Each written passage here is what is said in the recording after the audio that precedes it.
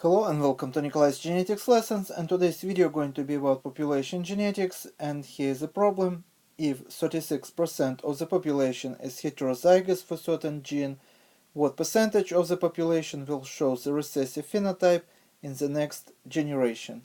And here's the 5 answers to choose from.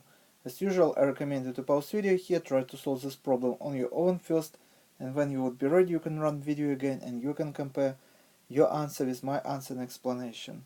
In order to solve such type of problems, we are using hardy-Weinberg formula, where frequency of the 3 genotypes would equal to p squared plus 2pq plus q squared, and all this equals to 1.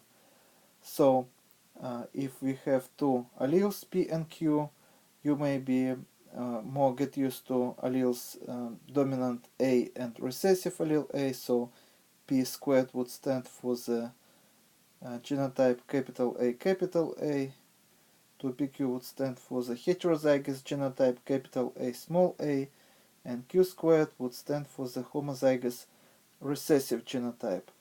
And these two genotypes here would make one phenotype, and this genotype would make another phenotype. So 2 phenotypes and 3 genotypes. And also you have to remember that p plus q, all the alleles p plus all the alleles q, would equal to 1.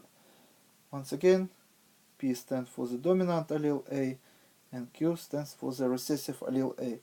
So basically, now in order to solve this problem, everything we have to know with the frequency of the recessive phenotype or frequency of the homozygous dominant genotype. So if we would know any of these frequencies, we can solve this problem. How? We just have to take square root from, say, q squared. If we would take square root of this number, we are going to get q. And if we would know q, we would find p.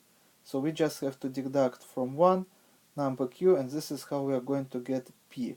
Or if we know the frequency of the p squared, we also just have to take a square root of this number, and this is how we are going to get p. And if we know number p or frequency of p, we can easily find q.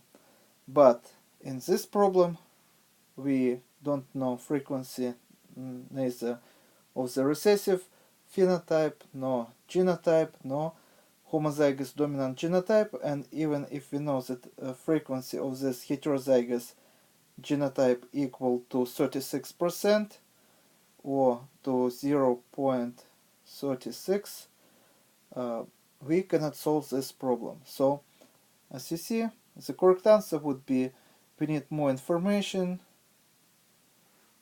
to determine frequency of the dominant genotype, homozygous dominant and homozygous recessive.